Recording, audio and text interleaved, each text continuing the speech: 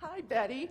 I'm so excited for this new church season. I've got all my gear to protect our children and youth and the volunteers, and as you can see, I am prepared and ready. You definitely are, Lori. I think that's great. You definitely have all the gear for the new season coming up, for sure. So anyway, I have a feeling, though, that this gear may be a little bit too much and a little bit too tiring. So what we have is we actually have a safe church policy here in this church, and I have a feeling that that's probably all the equipment that you're going to need. All right, so we're going to go through this a little bit together and to share some of the things that are in here. And in fact, this is what we have our volunteers do too, because we just want to be like a loving church. In 1 Corinthians 13, it actually says that love always protects. And by us having this policy in place, it just is one way for us to show that love. All right, so I would love the chance to go through this with you. And in fact, we do this with all our volunteers. We just make sure that all our volunteers read the policy, and then in the back, there's an appendix that needs to be signed as well. Didn't know that. Oh.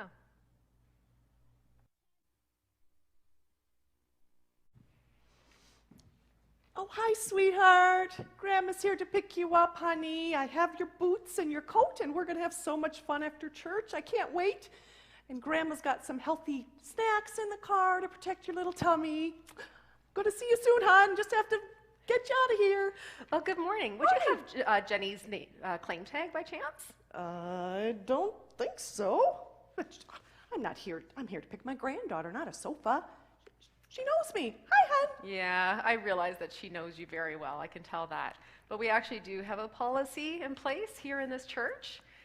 So in fact, when a parent or guardian drops their child off in our nursery, there's actually a sign-in sheet that needs to get filled in, and it just kind of indicates to us like some of the details and things that we need to know about.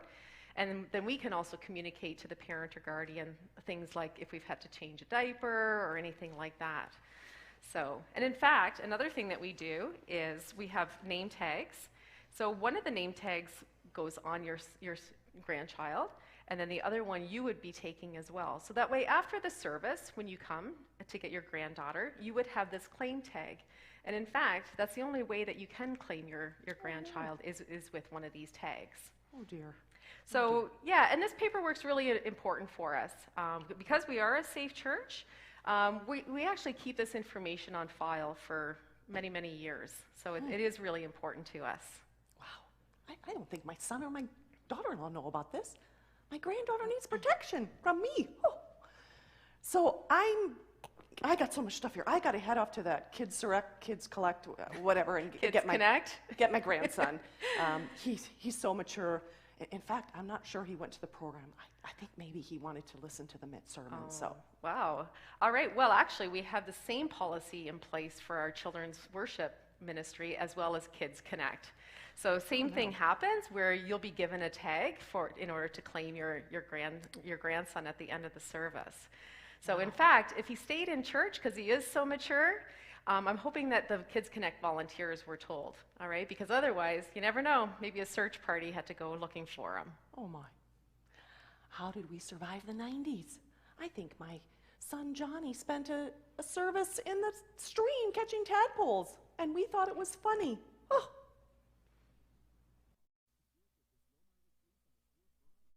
Hi, Janet. Hey, Sue. How you doing? Good. How about you? Well, I'm okay. I just need you to do me a favor. I'm in a pickle again. You know me, I overbooked again. Promised to take Doug's mom to do her church this Sunday, but I'm scheduled to do the children's worship, and I've already rescheduled and changed with 3-way people, and I can't remember who's all involved. So I really can't ask any of them. So please, can you do it for me? All you have to do is say hi to the kids and give them a snack, okay? Sue, honestly, you know I can't do that.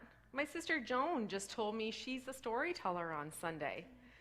You know, the 2 non-related adult rule? Plus, I'm sure I'd be tempted to correct her grammar as she's telling the story. Yeah. Check out the policy, Sue, before you look for a replacement. Lots of staffing ratio stuff, and remember that anyone you ask actually needs to be approved. You know, police check, screening procedures, Appendix G. Plus, honestly, like I've never even done children's worship before. And what about the washroom rules? Open door, closed door, one adult, two adults, whole class washroom breaks, the I've got to go now breaks. Yikes. I know, How I about, know. hey, how about I take Doug's mom to church for you, and I'll be sure to tell her I have a police check. Betty, Hey, Lori. I am so excited to go on this youth retreat. Oh, me too. It's going to be a blast. It is, and I am prepared. I've got my car gassed up, the oil changed, my required valid driver license, my required valid insurance. I've read those things. Good. Good airbags, good seat belts, and for added protection, I have my handy-dandy life jacket. Wow. And I have an extra one for Jordan, who's going to be catching a ride with me. Wow, that's awesome, Lori. I really appreciate how you've come prepared, and I really appreciate you coming on this retreat. It's going to be a lot of fun. We're going to have a great time. So, looks like you've done a lot to get prepared for this trip. And yeah, and when it comes to transportation, we take this all pretty seriously. It's a really important part of our policy. So because of that, I'd like to just make sure that we've covered every detail that we need to, all right, when it comes Okay. to transportation. Let's just read through the policy together for a minute. So we need to make sure that there's at least 2 of these procedures in place, all right? So we need to have 2 adults present and seated in the front of the vehicle when transporting children or youth.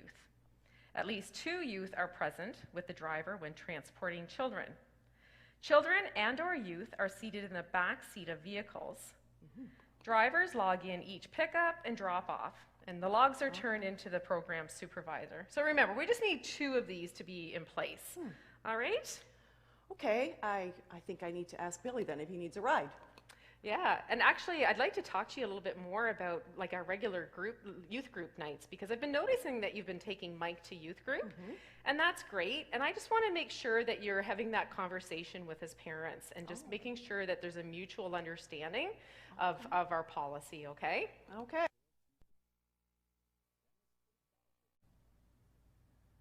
Hi, Betty. It's Lori. I'm Hi, just heading out for an elder visit with Mr. Jones. I've been texting with him, and he's dealing with quite a lot of concerns. Sometimes he texts me late at night. Poor guy. I've deleted all his texts for his privacy and my protection. But I did let my husband know that I'm meeting Mr. Jones at Starbucks this afternoon, and I put it all over Facebook.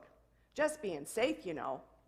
I posted it as an event to let people know that we will be at the Starbucks on Upper James from 1 to 2:15, and we'll be talking about his marriage, his kids, and that I'll be asking him to consider being an elder next year.